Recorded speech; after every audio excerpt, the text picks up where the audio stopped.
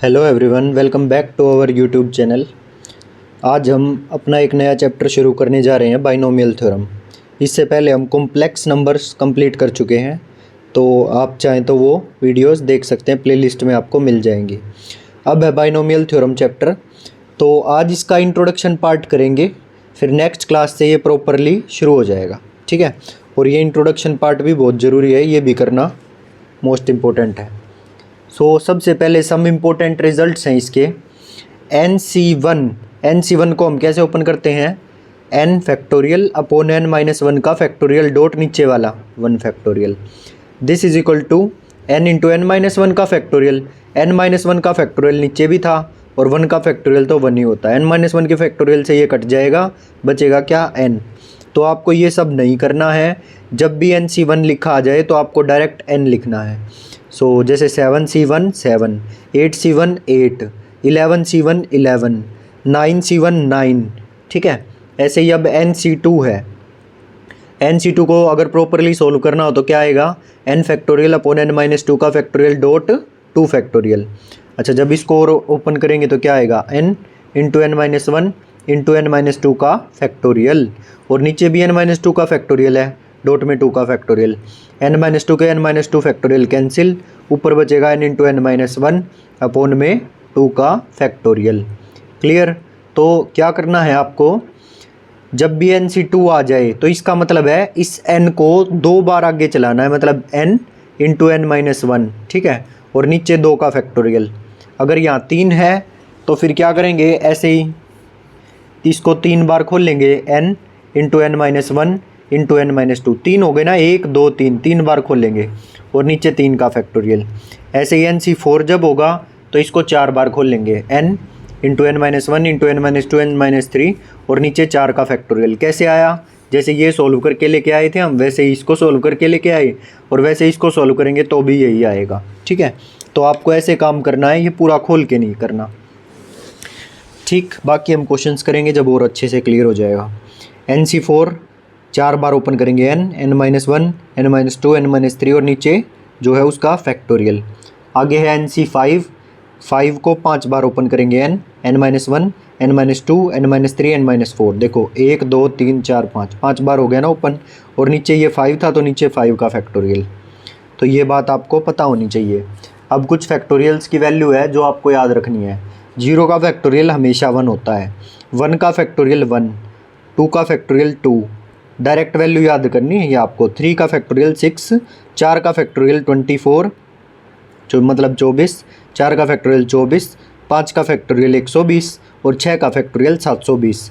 याद रखना, 6 के फैक्टोरियल में 6 है ना, तो इससे अगले से शुरू होता है ये 720।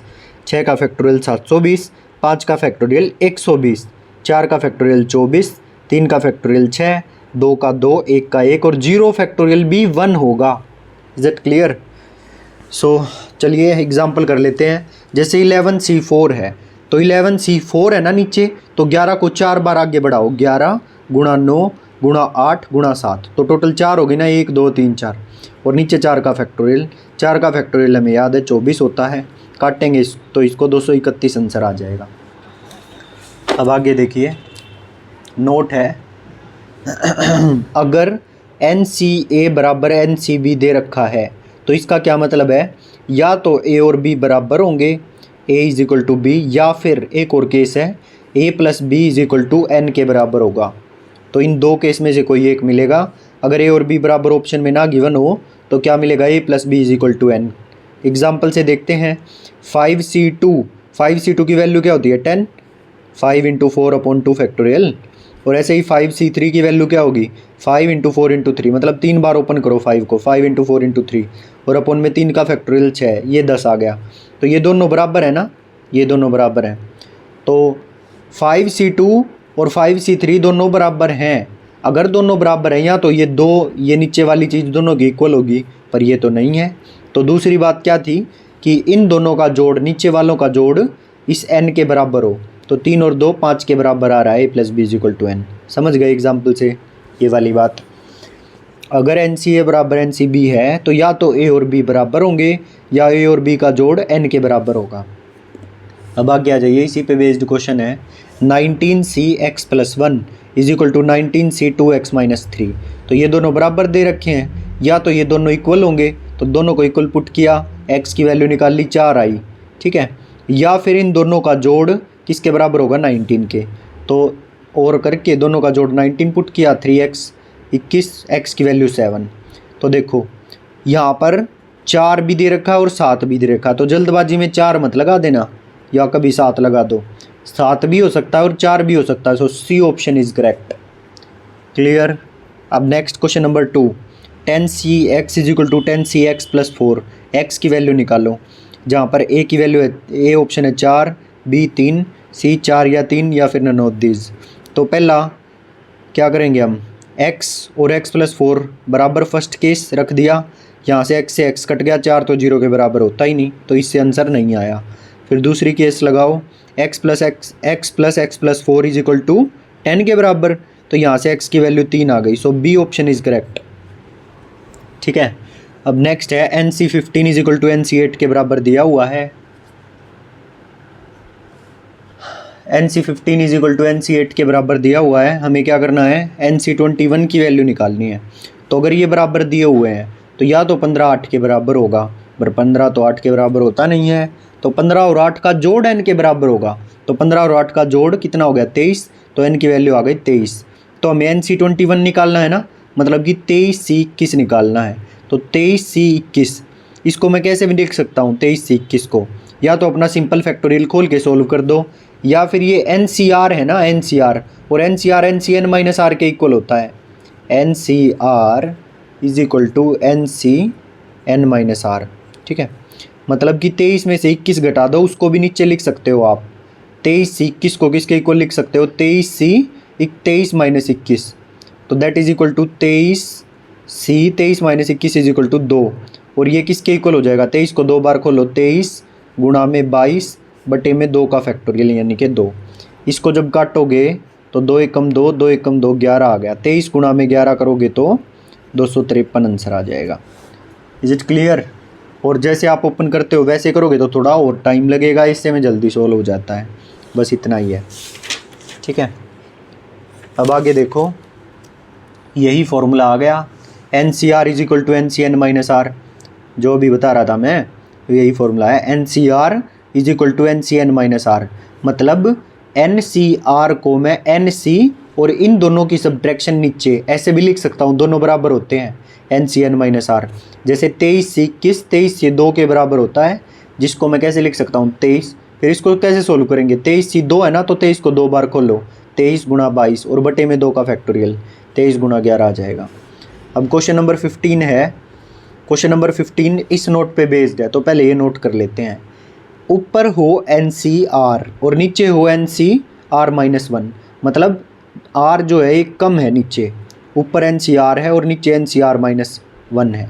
तो क्या होएगा, जो ऊपर N है उसमें से ये ऐसे क्रॉस में घटा दो, N में से R-1 घटाया और नीचे R, ठीक है। N में से क्या घटा देंगे, R-1, N माइनस R-1, अगर ऐसा है तो N में से R-1 घटाओ, अपोन में R आ जाएगा, ठीक। क्रॉस में N में से R-1 घटाओ और नीचे R as it is, N minus R-1 upon R। तो यही दे रखा है, देखो क्वेश्चन, 15CR अपॉन में 15CR-1, तो ये R है, ये नीचे R-1 है, और ये 11/5 इसकी वैल्यू दे रखी है, R की वैल्यू निकालनी है। तो क्या होएगा, देखो 15 माइनस में R-1 यही था ना, तो 15 माइनस में R-1 कर दिया और नीचे R, this is equal to 11/5। जब इसको सोल्व करेंगे तो 15 माइनस R प्लस में 1 यानी कि 16 माइनस R और नीचे R एज इट इज़। तो कंपेयर किया जब इसको, तो जब कंपेयर किया तो R की वैल्यू डायरेक्ट 5 लिख सकते हैं, वैसे आप क्रॉस मल्टीप्लाई करके भी निकाल सकते हो, ठीक है। R की वैल्यू 5 आ जाएगी। तो ये फॉर्मूला हम कर चुके हैं, NCR upon NCR-1 is equal to N minus R-1 upon में R। अब नेक्स्ट क्वेश्चन है, देखो आपको कैसे करना है, ये बहुत सारे फॉर्मूले हो जाएंगे। जैसे जो कॉम्प्लेक्स नंबर के मेन फॉर्मूले थे ना, उन सब को पेज पे लिख लो, पॉइंट बना के, ठीक है। जितने फॉर्मूले 1-2 पेज पे आ जाएंगे वे सारे कंप्लीट। फिर बाइनोमियल थ्योरम के जितने फॉर्मूले आते हैं वे लिख लो, और रोज़ सुबह उठ के उन फॉर्मूलों को रिवाइज़ करना है डेली, ठीक। तो वे टिप्स पे हो जाएंगे, कभी कॉन्सेप्ट नहीं भूलोगे। कॉन्सेप्ट को लिख लेना और फॉर्मूलों को लिख लेना बस। तो सारे फॉर्मूले एकदम टिप्स पे आ जाएंगे आपके। डेली रिवाइज करने वे, सुबह उठते ही पहला काम वे फॉर्मूले रिवाइज करना। Is it clear? अब नेक्स्ट क्वेश्चन देखिए, if NC4, NC5 and NC6 are in AP, अगर ये AP में है तो n की वैल्यू बताओ क्या होगी।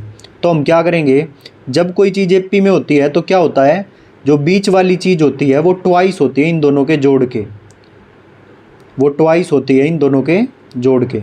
सो ट्वाइस दिस, मतलब अगर ये ABC होता तो twice B is equal to A+C, ऐसा होता है ये। ठीक है, तो twice NC5 is equal to NC4 plus NC6, AP की कंडीशन है ये।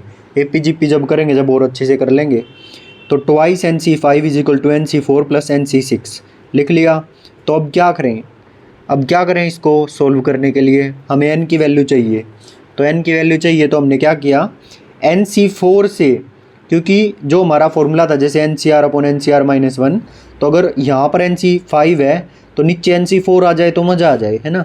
तो पूरे को NC4 से डिवाइड कर दिया मैंने, तो NC4 से डिवाइड किया तो यहाँ पर हो गया 1 और इसके नीचे आ गया NC4, और इसको भी NC4 से डिवाइड किया। बट ये है NC6, इसके नीचे NC5 चाहिए, तो यहाँ मल्टीप्लाई डिवाइड बाय NC5 कर लिया। ठीक है, तो इसके नीचे तो ये ले लो क्योंकि गुणा में है, कम्यूटेटिव होता है, तो इसके नीचे लिखो या इसके नीचे लिखो एक ही बात है। तो यहाँ पे मैंने NC5 इसके नीचे लिख दिया और NC4 इसके नीचे लिख दिया। इसको सोल्व करेंगे जब क्या हो जाएगा, n-4 अपॉन में 5, ट्वाइस ऐसे का ऐसे इज इक्वल टू 1 प्लस, और अब इसको सोल्व करेंगे नेक्स्ट पेज पे। दिखाई नहीं दिया, लो ये देख लो अब क्या किया, n-4 और नीचे 5, ठीक है, और ये 1 प्लस NC6 और NC4 NC5 ये एज इट इज़। NC5 को तो हम नीचे वाले NC5 को तो इसके नीचे ले गए क्योंकि यहाँ NC6 था, इसके नीचे NC5 चाहिए, है ना। तो इसलिए मल्टीप्लाई डिवाइड करके और इस वाले NC5 को इसके नीचे ले आए और इस NC4 को इसके नीचे ले गए। सो ये लिख दिया हमने। यहाँ तक क्लियर है? अब नेक्स्ट पेज पे देखना। फिर देखो हमने क्या किया, ये 2n-4 तो आ गया था ना अपना, 2 × n-4/5, इसको एज इट इज़ लिख दिया 2 × n-4/5। फिर 1 था, फिर प्लस में, अच्छा तो देखो इसको सोल्व करेंगे जब NC6 अपॉन NC5 को, तो n-5 होगा n-5/6, तो यही लिखा है n-5/6। और जब इस चीज़ को सोल्व करेंगे तो n-4/5, n-4/5, समझ आ गया। फिर क्या किया, एलसीएम लिया तो 30 आएगा, एलसीएम 30 प्लस n-5 × n-4, 5 से काट दिया इसको, यहाँ 6 आया, क्रॉस मल्टीप्लाई किया तो 6 × 2 = 12 n-4 and this is equal to 30 plus n-5 × n-4। तो अब ऑप्शन पुट करके इसमें हम चेक कर लेंगे, इसको सोल्व नहीं करेंगे क्योंकि ये क्वाड्रेटिक क्यूबिक बनेगा। ठीक है, तो जब ऑप्शन पुट करके देखेंगे तो हमारा आंसर आ जाएगा। ठीक, जोन सी वैल्यू सेटिस्फाई कर जाए वही आंसर। नेक्स्ट नोट है, if TR+1 TR+2 are in AP, अगर ये वैल्यूज़ AP में हैं ऑफ द एक्सपेंशन 1 + x⁴n।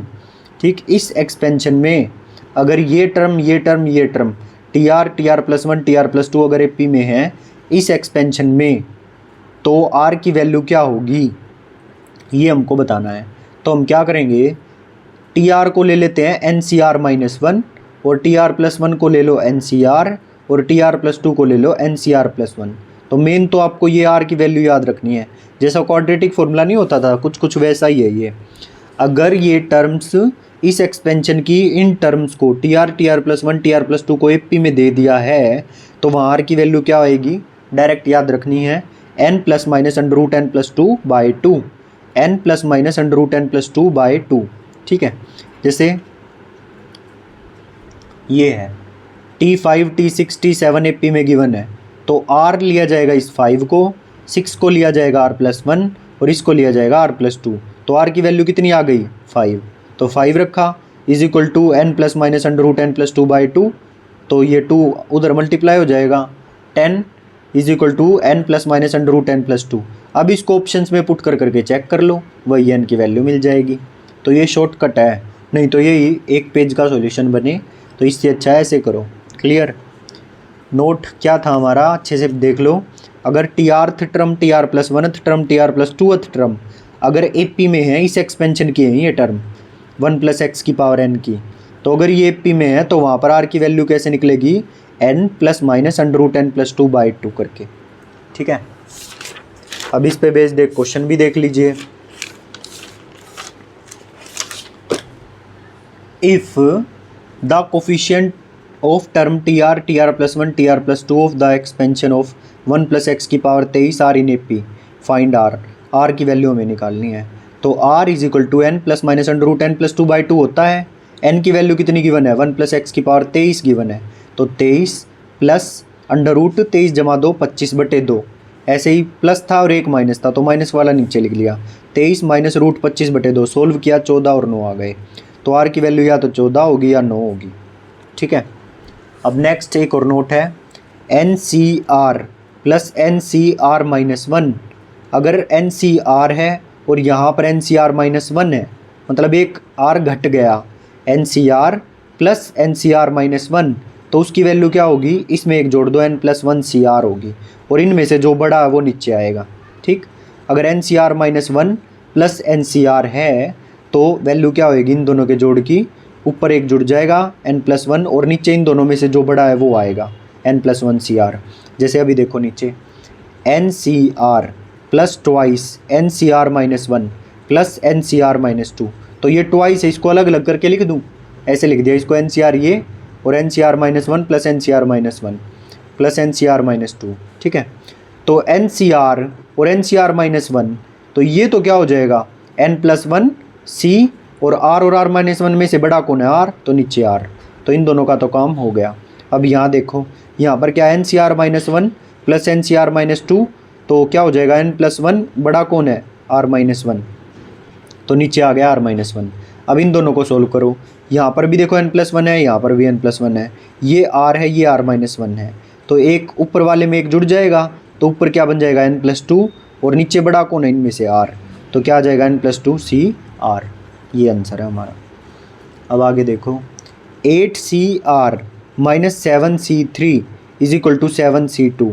तो देखो ये तो है 8CR और ये 7CR, तो ऊपर वाला तो सेम होना चाहिए ना n, बट ये तो सेम नहीं है, तो इसको क्या करो, राइट साइड में ले जाओ। तो 8CR is equal to 7C2 plus 7C3 उधर ले गए प्लस 7C2, तो ऊपर क्या हो जाएगा, जुड़े हुए हैं दोनों, ऊपर हो जाएगा 7 प्लस 1 8 और नीचे जो बड़ा वो आएगा 3, 8C3। कंपेयर किया, R की वैल्यू कितनी आ गई 3, या फिर R की वैल्यू 3 या फिर R plus 3 is equal to 8, R की वैल्यू 5, या तो वैल्यू 3 होगी ऑप्शन में या 5 होगी। अगर 3 और 5 में से कोई नहीं है, 3 और 5 दोनों हैं और साथ में 3 और 5 है, तो 3 और 5 वाला आंसर करेक्ट होगा। समझ गए।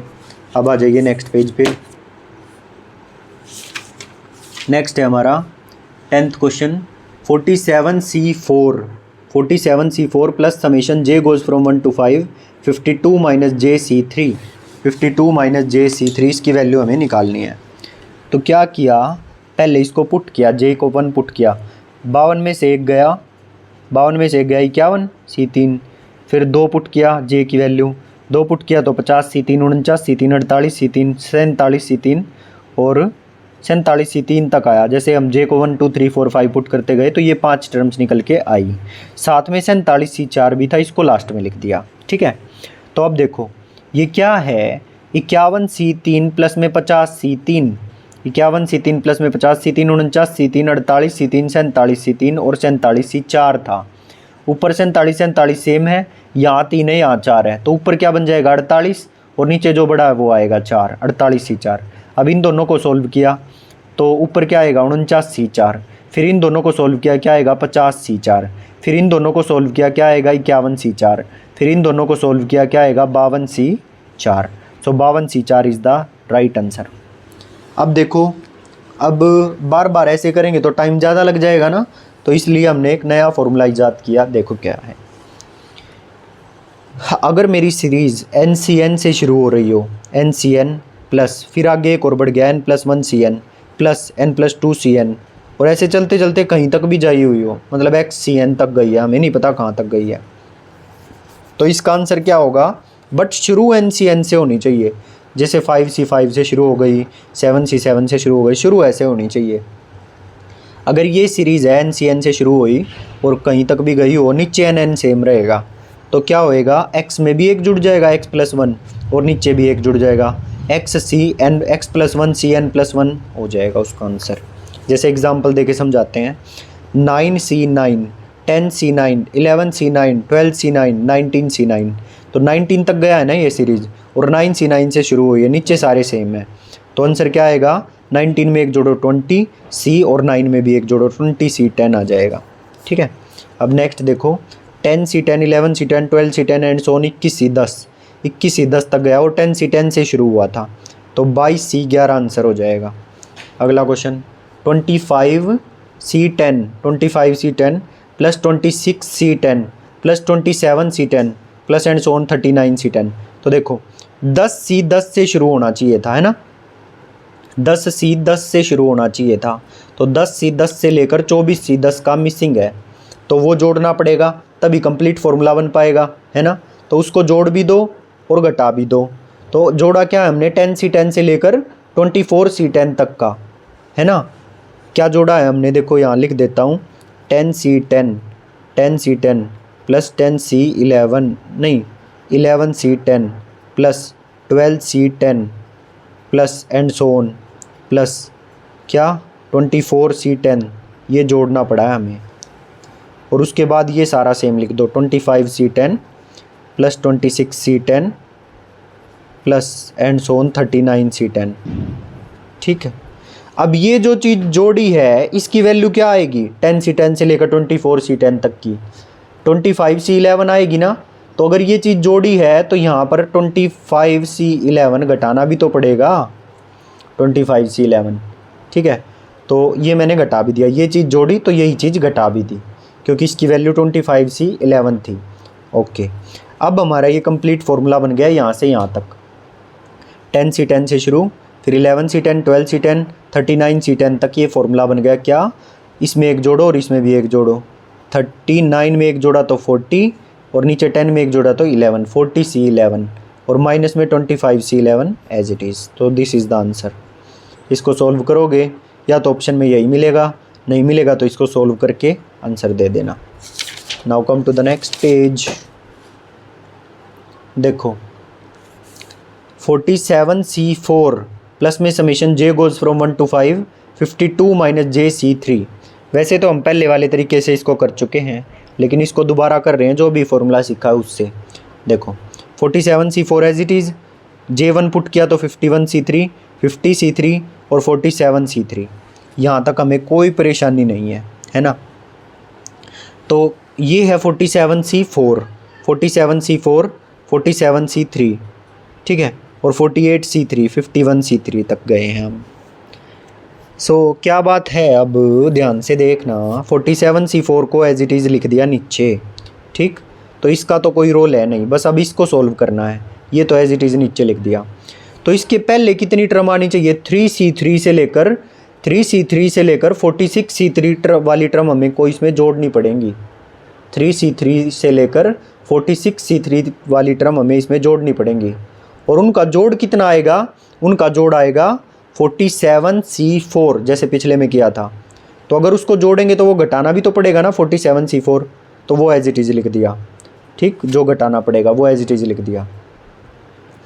और फिर इस पूरे जोड़ का वैल्यू क्या आएगी, पूरे जोड़ की वैल्यू 52C4, वो लिख दिया नीचे, 52C4 माइनस 47C4, इससे ये कट गया, 52C4 इज़ द आंसर। इससे और कोई बात नहीं, इससे थोड़ा जल्दी सॉल्व होगा, ठीक है, तो समझ में आ जाएगा, बिल्कुल पिछले वाले क्वेश्चन की तरह। मैं बस लिख नहीं रहा इसको दोबारा से, वैसे ही ये तो इसका तो कोई रोल है ही नहीं, इसको सिंपली नीचे लो, और अगर उस चीज़ को जोड़ेंगे हम 3C3 से लेकर 46C3 तक, तो वो चीज़ घटानी भी तो पड़ेगी, और उसकी वैल्यू क्या आएगी, जो 3C3 से लेकर 46C3 तक हम जोड़ रहे हैं उसकी वैल्यू आएगी 47C4। तो 47C4 हमने घटाना भी पड़ेगा, तो जो घटाना पड़ेगा उसको नीचे लिख दिया ये, और फिर इस पूरे की कंप्लीट जोड़ क्या आएगा, कंप्लीट जोड़ आएगा 52C4। हमारा 52C4 आंसर है इसका। अब आगे देखना, अगर हमको ये निकालना हो how many zeros are at the end of 100 factorial, 100 factorial के एंड में कितनी जीरोज़ हैं, तो इसको कैसे निकालेंगे। तो देखो ये ऑप्शंस गिवन है। तो क्या करना होता है, 100 को हम 5 से डिवाइड करेंगे, ठीक, 5 से डिवाइड करेंगे, फिर 5 के स्क्वायर से डिवाइड करेंगे, तो 5 का स्क्वायर होता है 25, तो 25 चौका 100, ठीक, प्लस 5 के क्यूब से डिवाइड नहीं कर सकते क्योंकि वो तो 125 100 से बड़ा हो गया, ठीक, तो 5 के स्क्वायर तक ही जाएंगे हम। तो 5 से डिवाइड किया तो 20 आया, और 25 से डिवाइड किया तो 4 आया, तो टोटल 24 जीरोज़ होंगी इसके एंड में। जब 100 फैक्टोरियल को सोल्व करेंगे तो उसके एंड में 24 जीरो आएंगी। क्लियर है।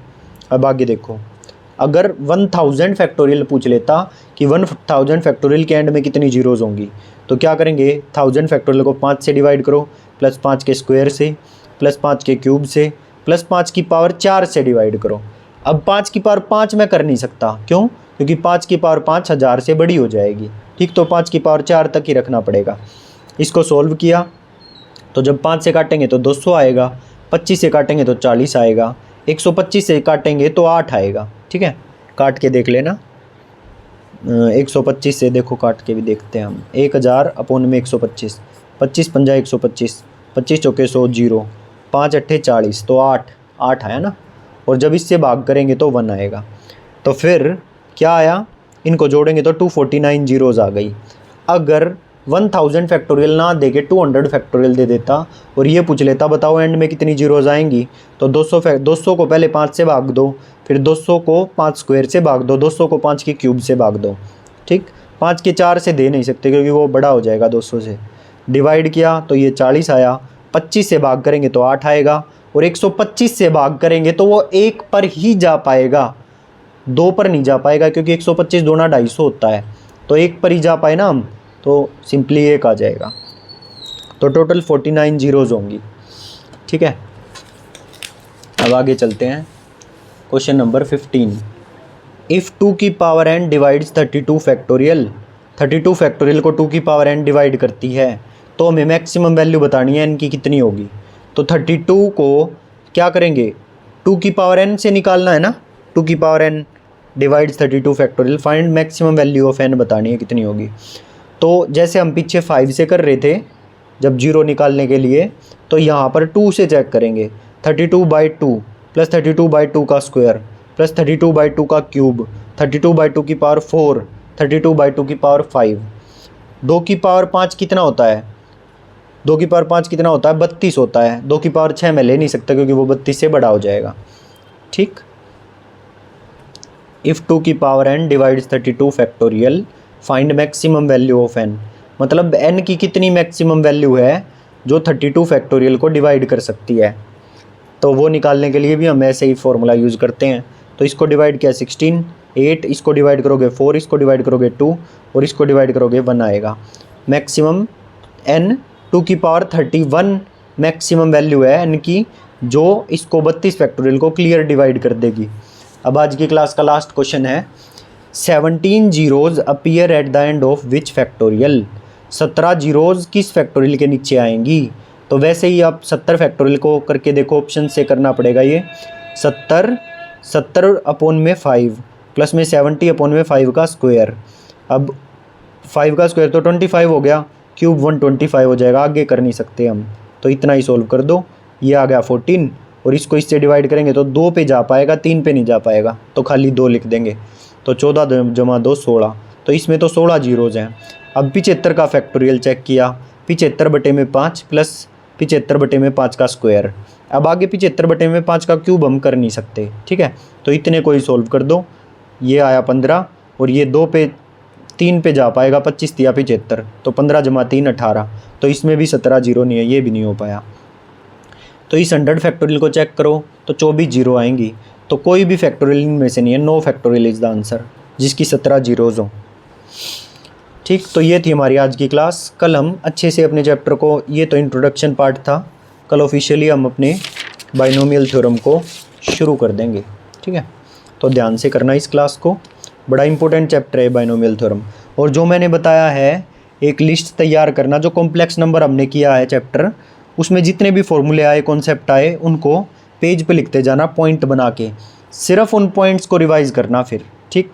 जो फॉर्मूले और कॉन्सेप्ट हैं डेली रिवाइज करने, और वो ठीक साथ साथ, जैसे अब बाइनोमियल के हो जाएंगे कॉम्प्लेक्स के साथ साथ करना, बाइनोमियल के भी, ठीक। तो फिर बाइनोमियल के भी लिखते जाना पॉइंट वाइज, फिर बाइनोमियल के हो जाए फिर दोनों को एक साथ रिवाइज़ करना डेली सुबह उठते ही, फिर अगला चैप्टर आएगा फिर उसको रिवाइज़ करना। ऐसे करते जाओगे तो सारे फॉर्मूले जितने भी चैप्टर हैं अपना तो भूलोगे और सारे कॉन्सेप्ट याद रहेंगे जिनसे क्वेश्चन करने में आसानी होगी। तो अगर आपको समझ आ रहा है तो प्लीज़ वीडियो को लाइक करें और प्यारा सा कमेंट ज़रूर करें, इससे हमें मोटिवेशन मिलता है। तो पढ़ते रहिए, प्रैक्टिस करते रहिए, मिलते हैं नेक्स्ट वीडियो में। Thank you.